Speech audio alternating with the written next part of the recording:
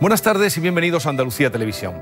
Vargas Llosa, en su discurso del Nobel, habló de la verdad de las mentiras, una bella frase para referirse a la ficción y la fantasía de todo escritor, aunque parezca contradictoria. Pero Oscar Wilde decía que después de la verdad, lo más bello es la mentira. Pero resulta que en este tiempo en que los tweets vuelan a la velocidad de la luz, nadie está a salvo de caer en las trampas de las medias verdades, de las estupideces y de las mentiras interesadas. Tanto abogar, ya ven, por la libertad de expresión, y ahora hemos descubierto que un imbécil, por mucha libertad de expresión que tenga, solo dirá imbecilidades. Por eso hay que estar atentos a quienes nos ayudan a desbrozar la abundancia de información, muchas veces intencionada, sobre el futuro que tendremos. Una probabilidad que pasa por tomarnos en serio, que al ritmo que vamos de consumir, tirar, comprar, gastar, desechar, comprar, consumir, no habrá ni energía, ni agua, ni pan para tanta gente. Morales de Labra, Jorge, es un ingeniero que en Adiós Petróleo le canta las verdades del barquero, aunque a riesgo de quedarse sin barca. Está presente en la ropa que vistes, el aire que respiras y la estrategia diplomática de cualquier nación, pero su fin es inminente e inevitable. Adiós Petróleo es el título del libro que acaba de publicar el ingeniero industrial y experto en energía Jorge Morales de Labra, una obra de lectura rápida y clara que recorre la historia del combustible fósil más adictivo para la humanidad y plantea varias reflexiones sobre un futuro próximo sin el llamado oro negro. En un lenguaje accesible, alejado de tecnicismos, el libro muestra la insostenibilidad del modelo energético actual y aborda las alternativas a nuestro alcance, prestando especial atención a las renovables que están llamadas a cambiar nuestra civilización tal y como la conocemos. Se atisba, dice el experto, otra era marcada por el desarrollo de las energías limpias que tienen potencial para cubrir, siempre que se dé con la combinación adecuada, toda la demanda energética, no solo de la eléctrica. Solo así lograremos alcanzar un sistema energético, no solo eléctrico, 100% renovable, y eso a pesar de Trump. Jorge Morales de Labra, buenas tardes. Buenas tardes. Bienvenido. Muchas gracias, un placer estar por aquí. ¿Se atreve a pronosticar cuándo se acabará el petróleo? Bueno, acabarse en sí yo creo que no se va a acabar nunca. Es decir, dejaremos petróleo en el subsuelo, seguro, muchísimo petróleo sobre el subsuelo, ¿no? Por varias razones, ¿no? La primera de ellas por un tema medioambiental. Ya nos dice la Agencia Internacional de Energía que si extrayéramos todo el petróleo y lo quemáramos, la temperatura del planeta subiría más de 4 grados, lo cual claramente dispararía la concentración de CO2 y, bueno, y haría casi inviable la vida del ser humano en el planeta, ¿no? Esto por una razón. Y en segundo lugar es que hemos encontrado, por suerte, una alternativa más barata y más limpia, que son las energías renovables. Pero ya lo dice además en el primer capítulo, cuando el petróleo, los pozos de petróleo dejan de interesar o de obtener beneficios, se acaba el pozo, ¿no? Aunque quede petróleo. Claro, de hecho el nivel de extracción llega, hay una fórmula, ¿no? que se suele utilizar para prever cuándo se va a dejar de extraer petróleo de un pozo, que sencillamente es cuando cuesta más energía extraerlo que la que se va a obtener de los barriles, ¿no? Y bueno, en ese momento, en ese punto, digamos, de no retorno energético, es donde se deja de explotar el pozo, naturalmente, pero sigue quedando petróleo en el subsuelo. O sea, siempre el interés, el dinero de por medio. Siempre. En el sector del petróleo, si algo hay, por antonomasia, es el dinero. Es lo que ha regulado siempre este sector. Bien, este libro, Adiós Petróleo, con color de amarillo limón, ¿no? Sería. Sí, un color un poquito especial para algún supersticioso, pero bueno, sí. No, pero color que entra por... Está publicado en Alianza Editorial y sería una especie de catecismo sobre lo que es la energía y lo que viene y lo que reflexiona Jorge, pero además se entiende. Ya me gustaría a mí, Jorge, entender el recibo de la luz como entiendo este libro. Bueno, ese era el objetivo. Fíjese, es una de las cosas que suelo hacer en mis intervenciones públicas, además, ¿no? Tratar de acercar la energía y de eliminar los tecnicismos, que yo estoy convencido que los creamos, los que trabajamos en este sector, para que no nos entiendan, ¿no? Entonces yo lo que hago es tratar de eliminar esos tecnicismos y explicar de una forma lo más sencilla, lo más asequible posible, pues un sector que en el fondo no es tan complejo, ¿no? Que, bueno, pues que lo que se trata en el libro es, bueno, una lectura rápida, algo más de 2 horas, 3 horas como mucho, pues no solamente de entender la historia del petróleo, que es fundamental para entender el mundo de la energía, ¿no? De lo que ha pasado, de cómo condiciona la enorme dependencia que tenemos de este combustible fósil, sino aprovechando ese hilo conductor, pues contar el resto de los temas claves en el mundo de la energía, ¿no? Como son, por ejemplo, la energía nuclear, las energías renovables, el fracking, el gas, el coche eléctrico, es decir, bueno, acercar a la gente un poquito este mundo que parece tan desconocido, que es tan desconocido muchas veces, pero que no debería serlo. Luego también se habla de las guerras, o sea, claro, donde se interviene, pues donde hay petróleo, etcétera, etcétera. Claro. Pero yo no me imaginaba que teníamos una dependencia tan potente. La verdad es que sabemos muy poco de todo, pero para eso personas como Jorge Morales de Labra nos aclaran. Dice, por ejemplo, en otras palabras, cuando está hablando de la dependencia que tiene este país del petróleo, todas las divisas extranjeras ingresadas por turismo las destinamos a comprar petróleo. Extrapolando la teoría del Shah del Irán, es como si los turistas realmente estuvieran visitando Oriente Próximo en lugar de España. O sea, en este país donde nos hablan de que el turismo, bueno, por otra parte es la fuente mayor de ingreso, resulta que todas las divisas que traen van para el petróleo. Esto depende un poco del precio, ¿vale? Esta comparación, si no recuerdo mal, la hice en el año 2013, con precios del barril de más de $100. Ahora, por suerte, pero una cosa que no depende de nosotros, el petróleo está más barato y la comparación no sería exactamente así, ¿no? Pero sí que es verdad que en algún momento de nuestra historia reciente ha ocurrido esto.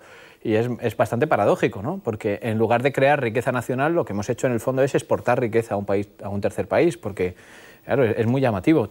Cada euro, cada dólar que nos ha entrado de divisa extranjera en el país lo hemos destinado a comprar petróleo. El petróleo en nuestra economía nos condiciona muchísimo más de lo que la gente piensa. Por ejemplo, en el IPC, el famoso IPC, el índice de precios al consumo, que nos afecta a todos, nos afecta a los sueldos, a las pensiones, a lo que pagamos del pan, en la panadería, en la frutería, todo tiene algo que ver con el IPC. Bien, pues nuestro IPC, el IPC español, está fortísimamente condicionado por el petróleo. Cuando el petróleo está muy barato, nuestro IPC está muy por debajo de la media europea. Incluso, lo hemos visto el año pasado, tenemos IPCs negativos a veces por el petróleo. Cuando el petróleo sube, lo que ocurre es justamente lo contrario. Tenemos un IPC muy por encima de la media de la Unión Europea. Digamos que siempre estamos en los extremos. Siempre, no, es verdad. Sí. La Unión Europea, fíjese, la Unión Europea tiene una dependencia exterior del 54%. Esto quiere decir que 54 de cada 100 barriles de petróleo equivalentes los compra al exterior. Sí. Y está muy preocupada por esa dependencia. Y está haciendo muchos esfuerzos para eliminar esa dependencia o al menos minimizarla. España tiene una dependencia del 80%. Es decir, estamos mucho peor que la media europea. Deberíamos ser los primeros preocupados en eliminar esa dependencia. Y, por ejemplo, a ver, los presupuestos se están ahora negociando, los presupuestos de este año ya en curso. ¿Qué parte se destina para equilibrar precisamente eso, para rebajar la dependencia del petróleo? Digamos, para apostar por las renovables. Ninguna. Es una cosa verdaderamente dramática. Al revés, el presupuesto para las acciones de lucha contra el cambio climático no hace sino decrecer todos los años, ¿no? En un país que, como bien citaba, además es fuertemente dependiente del turismo y, por tanto, tiene un interés primordial en combatir los efectos del cambio climático, ¿no? Sí. Bien, pues al revés, tenemos cada vez menos presupuesto en cambio climático. En el resto de la energía, los únicos presupuestos puros de subvención en este momento, en el ámbito energético, se destinan al vehículo, al coche, principalmente al coche de combustión o al coche eléctrico. Las subvenciones al coche eléctrico son completamente despreciables comparadas con los planes de renovación de la flota de vehículos de combustión, y al carbón nacional. Las energías renovables tienen un pequeño apartado, bueno, un pequeño, hay algo más de 1.500 millones de euros allí, pero lo que ocurre es que están metidos a través de un sistema que en el fondo se nutre de la propia factura de la luz. Entonces es engañoso, porque las propias empresas eléctricas tienen unos impuestos que ingresan en los presupuestos generales del Estado y al final los presupuestos lo devuelven a la tarifa eléctrica. Es un juego de estos diabólicos típicos del sector eléctrico, ¿no? Pero en realidad no hay una subvención directa por parte de los ciudadanos a las renovables, por ejemplo, o a la factura de luz. Sí, como la hay al carbón, que es enorme, y es un poco por sostener ahí también muchos puestos de trabajo. Bueno, muchos no, mire, 3.000 puestos de trabajo, que son los que quedan ahora mismo en el carbón nacional. Es una cosa bastante paradójica. Se están defendiendo, se están dando centenares de millones de euros todos los años para mantener 3.000 puestos de trabajo, cuando en el sector de las energías renovables, por poner un ejemplo, en España en los últimos 10 años se han destruido 50.000 puestos de trabajo. Y no ha pasado nada. Se han dado recortes a las renovables y nadie ha dicho que había que defender los puestos de trabajo. Nadie ha puesto encima de la mesa los puestos de trabajo a la hora de evitar esos recortes, por ejemplo, ¿no? Pero a ver, ¿por qué no hay más coches eléctricos circulando en nuestro país? Y dicen que eso, los que un poco piensan en el futuro, va a ser lo normal, ¿no? ¿O es la única salida, por otra parte? Bueno, yo le voy a hacer una predicción, ¿eh? De aquí a 2025, más de la mitad de coches que se vendan en España serán eléctricos. A 2025 solamente. Es decir, estoy hablando en un plazo de 8 años, ¿no? ¿Por qué? Porque ahora mismo, ¿por qué no ocurre? Bueno, yo creo que lo primero que falta es mucha información. Hay mucha gente, yo tengo un coche eléctrico desde hace más de 2 años y ya he dicho que jamás me volveré a comprar uno de combustión, con seguridad. Estoy encantado con el coche eléctrico, pero hay mucha gente que todavía no conoce sus prestaciones, que sigue pensando que tiene muy poca autonomía, que es insuficiente, que no son fiables, etcétera, etcétera, etcétera. Todo lo contrario. O sea, lo primero hay un problema de información. Y lo segundo es verdad que la autonomía es limitada. En mi caso, mi coche tiene 130 kilómetros de autonomía. A mí me sobra. Un ciudadano europeo medio recorre 30 kilómetros diarios. Por tanto, con 130 kilómetros todos los días es más que suficiente. Ahora, lo que ocurre es que ese mismo coche, ahora, 2 años después, ya tiene más de 200 kilómetros de autonomía. Es decir, la evolución en el mundo de las baterías es vertiginosa. Ha permitido una reducción de precio del 40% en tan solo 2 años. Y eso al final en lo que se traduce es una mayor capacidad de la batería y por tanto una mayor autonomía del coche. Bueno, las energías renovables que aquí propone Morales de Labra, que es la manera de poder no volver a la caverna, sino poder aprovechar las energías y disfrutar del confort que hemos logrado, pero en cambio, ¿por qué se hacen urbanizaciones enteras, por ejemplo, en la Costa del Sol o en cualquier costa de España, sin que tengan placas solares? Eso se sigue haciendo. Bueno, la verdad es que esto es curioso que, por ejemplo, en Alemania haya ya más de 3 millones de tejados solares, sí, y en España se cuenten casi con los dedos de la mano, ¿no? ¿Pero eso por qué? ¿Porque se hacen mal esas placas? ¿Porque no sabemos hacerlo? ¿Por falta de información? ¿Por intereses comerciales? Yo creo que, como todo el mundo sabe, es porque hace mucho más sol en Alemania que en Sevilla. Entonces, claro, así lo aprovechan mucho más. Yo diría que hay muchas más luces en Berlín que en Madrid, ¿no?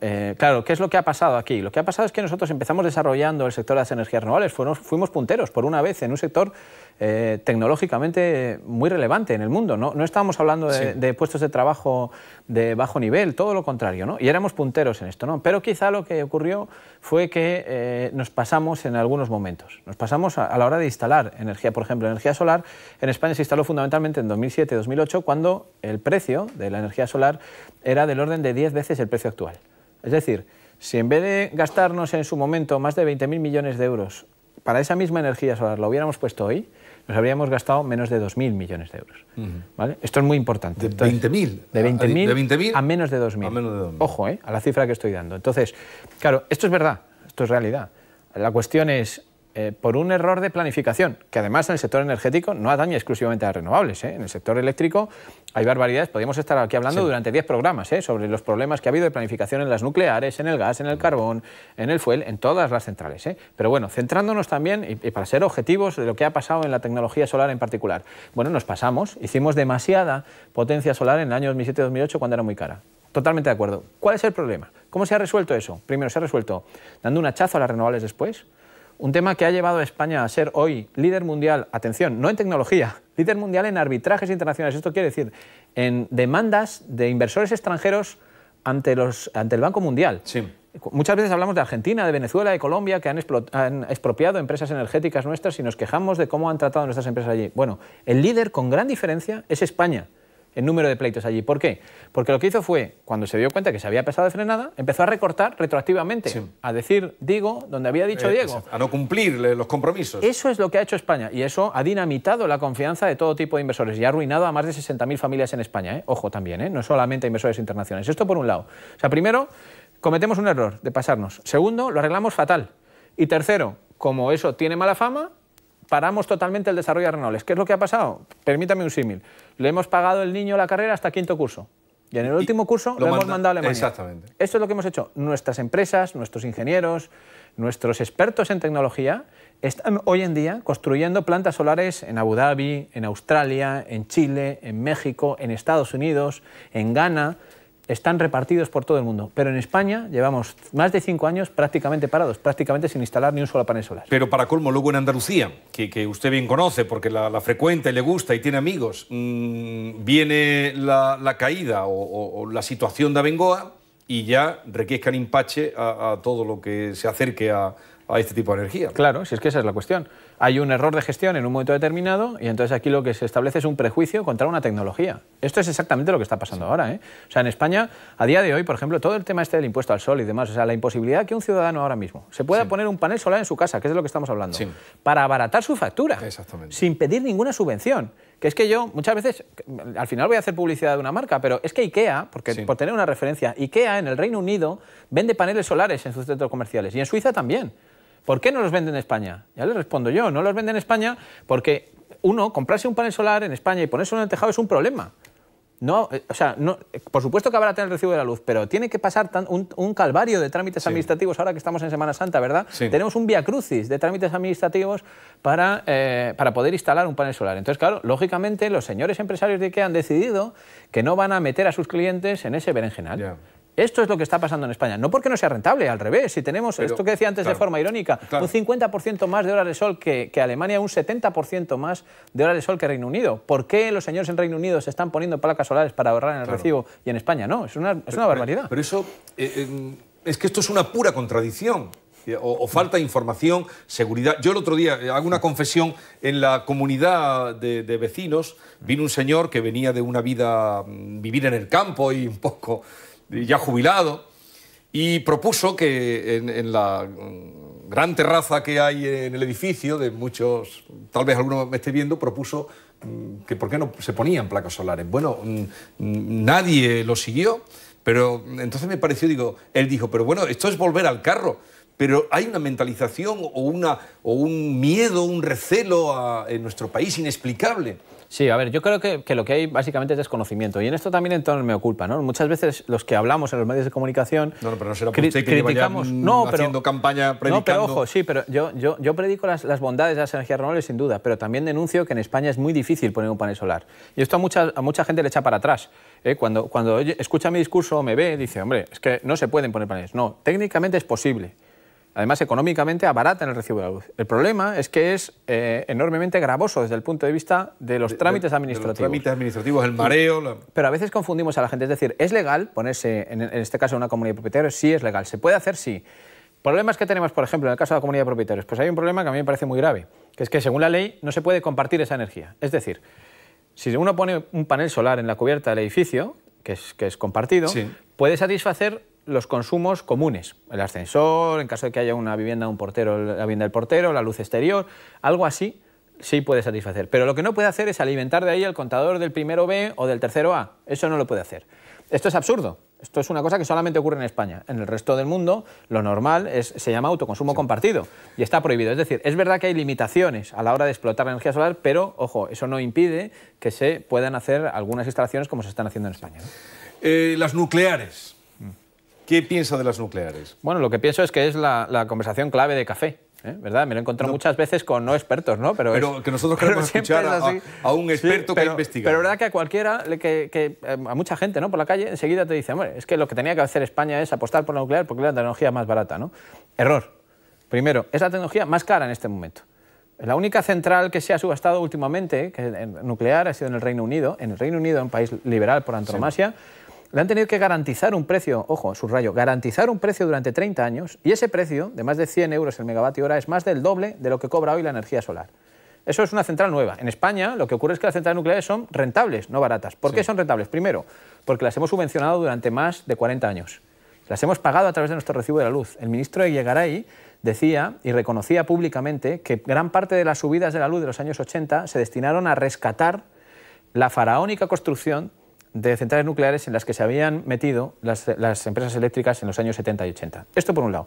Segundo lugar, están completamente subvencionadas. El seguro de responsabilidad civil de una central nuclear en España solamente cubre 700 millones de euros. Alguien puede decir, hombre, es una cifra respetable. En el ámbito nuclear no es nada, es el chocolate del loro. Fukushima, el último grave accidente conocido, 6 años después, ya suma en su cuenta más de 100.000 millones de euros. Por tanto, el seguro es claramente insuficiente para cubrir los daños de un accidente. Si hay un accidente, lo cubrimos nosotros con nuestros bolsillos. 1. 2. Los residuos nucleares.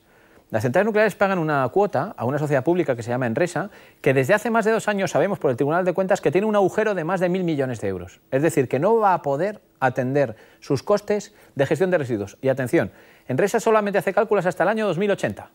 que alguien también me podrá decir, hombre, 2080 estamos todos calvos. Sí. Vale, en el ámbito nuclear es la tierna infancia, porque esos residuos van a seguir siendo peligrosos en el año 12.000. Y permítame que haga un símil. Hace 10.000 años la humanidad se estaba pegando con la agricultura. Su obsesión era que a veces se enterraba una semillita ahí en el campo y a veces brotaba algo. Dentro de 10.000 años nosotros le vamos a dejar residuos altamente peligrosos a las generaciones que estén viviendo en este planeta, ¿no? A mí me parece una completa irresponsabilidad y la mayor subvención, sin duda, que estamos otorgando en el sector energético, ¿no? A las nucleares. Por tanto, lo de que la nuclear es la solución, no, mire, es la más cara y es la que más problemas nos da a largo plazo de subvenciones encubiertas. ¿Por qué el recibo de la luz, pagar la luz, que era una cosa que en las casas siempre era lo primero que se pagaba, el recibo de luz para la gente quedarse tranquila y que no faltara el pago? ¿Por qué se ha complicado tanto en los últimos años la luz, los horarios? ¿Cómo una cosa que era, bueno, estaba integrada en la vida y en el hogar se ha complicado tanto? Bueno, yo creo que se ha complicado porque se ha querido complicar. Es decir, yo siempre he dicho, cuando desde el ámbito político se me ha preguntado qué es lo que haría con la ley del sector eléctrico y con el recibo de la luz, yo siempre he dicho que habría que dinamitarlo y empezar de cero. Y sería fácil, además. Y yo me creo capaz de diseñar un recibo que la gente entienda perfectamente. Pero claro, habría que empezar de cero, porque hay más de 300 normas en el Boletín Oficial del Estado que regulan ahora mismo el recibo de la luz, ¿no? Por eso hay gente como yo que nos definimos como expertos en regulación eléctrica. Fíjese, ¿de qué sabemos de regulación eléctrica? Es una barbaridad. Esto, cuando vas al norte de Europa, alucinan con nosotros. En el norte de Europa, que no saben lo que es una gestoría, cuando va alguien y dice, no, yo soy experto en regulación eléctrica, dice, ¿y eso cómo es? Si esto de la luz tiene que ser muy fácil. Bueno, pues aquí lo que hemos hecho es complicarlo, ¿no? También es que en España tenemos un vicio un poco extraño en el ámbito energético, es que nunca cerramos ninguna central. Siempre las dejamos abiertas, ¿no? Entonces, claro, ¿qué pasa? Que eso va acumulando deudas, y eso se va amontonando en el recibo y al final nosotros acabamos pagando cosas del Pleistoceno casi en nuestro recibo de la luz, ¿no? Y se siguen sumando cosas y cosas, ¿no? Por ejemplo, España es el país de la Unión Europea que más sobrecapacidad tiene. ¿Qué quiere decir esto? La gente conoce que en España sobran aeropuertos, por ejemplo, y sobran carreteras. Pues también sobran centrales eléctricas. Incluso en el momento de máxima demanda, cuando más centrales tenemos encendidas, sobra un 40% de la potencia. Es decir, que bueno, tenemos un montón de centrales paradas, ¿no? Es una cosa verdaderamente curiosa y que lo que hace es que al final nos salga más caro, claro, porque estamos pagando toda esa sobrecapacidad, la estamos pagando en nuestro recibo.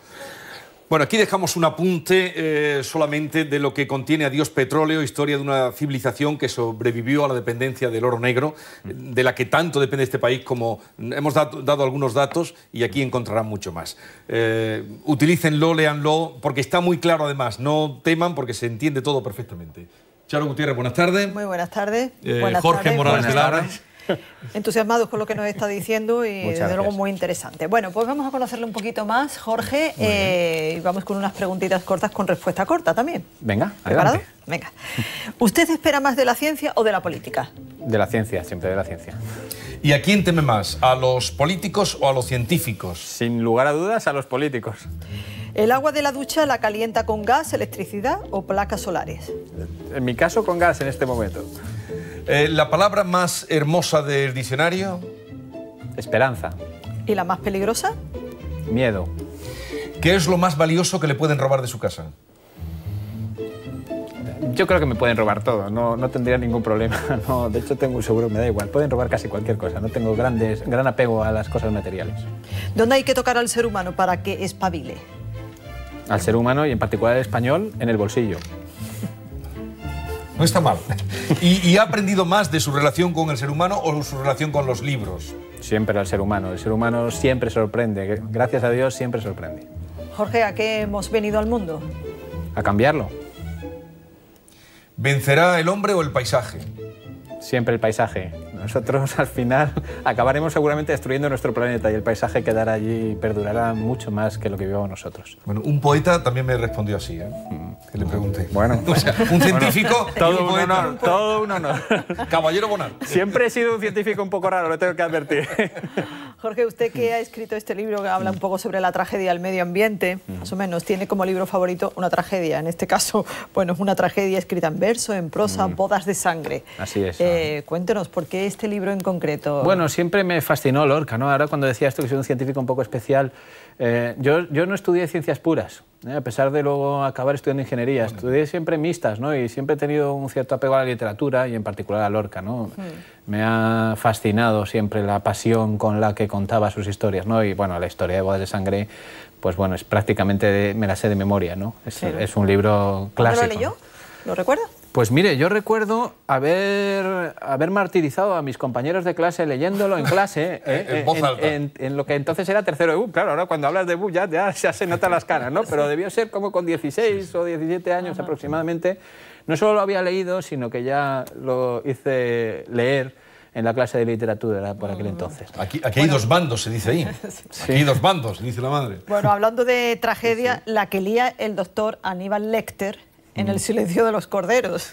Le va la tragedia. También, de crimen, terror. También. Bueno, lo que me va es la pasión, ¿no? La pasión, y ahí también, hay sentimientos, grandes sentimientos, ¿no? En esa película, ¿no? Yo creo que es una obra de arte, ¿no? Y es un papelón de Anthony Hopkins, ¿no? De cómo representa, bueno, pues esa locura, esa enfermedad que tiene el psicópata, ¿no? En El silencio de los corderos, ¿no? Y también cómo se comporta Jodie Foster, cómo se enfrenta a un loco de ese calibre, ¿no? Una película que se llevó 5 Oscars, ni más ni menos, o sea que es la calidad está.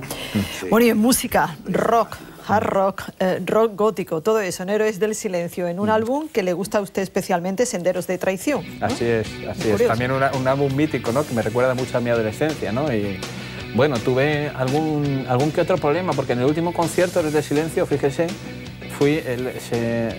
tuvo lugar en el año 2007, era ya después de volver, ¿no? Dieron una serie de conciertos en Valencia. Y fui cuando mi hijo acaba de nacer, tenía menos de una semana de vida y me escapé al último concierto del centro, lo cual me creó algún que otro problema familiar, ¿eh? O sea, quiero decir que hay una pasión importante, ¿no? Por ese grupo. Sí. La propia banda considera este álbum el mejor de su carrera, la propia banda lo considera. O sea, sí, yo creo que además hay una canción mítica, ¿no? Decadencia, ¿no? Dentro de quizás no muy conocida para los no forofos, ¿no? No es de las que más ha sonado, pero es una canción, bueno, absolutamente mítica. En su lucha contra pues todo el desmadre de las eléctricas, tiene como aliado a Kiko Veneno. También. Es aliado suyo, tiene como aliado total, con la guitarra. Sí. Yo con Joselito y con el Mercedes Blanco también he tenido una relación muy pasional que tiene que ver también con la relación con Kiko Veneno, ¿no? Bueno, después de tanta tragedia, un poco de sosiego con la Pietà del Vaticano, con la Piedad de Miguel Ángel, ¿no? Una escultura que también le atrae a usted especialmente. Sí, yo es que soy muy torpe para hacer cosas con las manos, ¿no? Y entonces cuando veo obras de arte de este calibre, ¿no? De cómo con un pedazo de mármol es capaz uno de esculpir esos detalles, ¿no? De cómo la Virgen, por ejemplo, de las faldas, bueno, que es que parece realmente casi una fotografía, ¿no? Dices, esto es increíble, ¿no? ¿Cómo puede tener alguien una mano y un cincel y puede hacer eso con un pedazo de piedra, ¿no? Me parece, bueno, absolutamente espectacular. Me quedo mirando a este tipo de obras de arte. Si bien tengo que decir que las obras de arte que más me fascinan son los árboles. Ah, los árboles. Sí, eso fuera de lo que es la escultura tradicional. Bueno, hemos tenido un invitado que la obra de arte para él era un gol de Maradona, o sea que... Bueno, pero para mí, o sea, yo realmente, o sea, me quita el aliento. Un árbol frondoso... Un árbol, sí. Sí, de verdad, ¿eh? Me puedo quedar horas observando árboles, sí. Bueno, pues queda ahí la obra de arte. Bueno, pues gracias Jorge Morales de Labra. Les insisto en que se entiende muy bien, muy clarito este libro, Adiós Petróleo. ¿Sabe que hay una película, la película más taquillera, lo era hasta hace poco, proyectada en Canal Sur, una película que se llamaba Se acabó el petróleo? ¿Ah, sí? Sí. No tenía ni idea. Se acabó el petróleo. Que Canal Sur estaban tan concienciados por esto. Pues me alegro mucho de haber venido a Sevilla y además de aportar optimismo, ¿eh? Porque el libro es optimista y imagino que la película también, ¿no? Es una película con todos los humoristas andaluces del momento, hace ya muchos años, pero esa era siempre récord de audiencia cuando se ponía Se acabó el petróleo. Qué grande es el humor, cuánta falta nos hace el humor en nuestras vidas. Bueno, lo dicho, gracias y hasta la próxima. Un placer. Gracias, Jorge. Bueno, terminamos con un vídeo muy gráfico de los daños que nuestro planeta ha ido experimentando por la mano del hombre. Así les dejamos, sean felices. Si pueden, claro.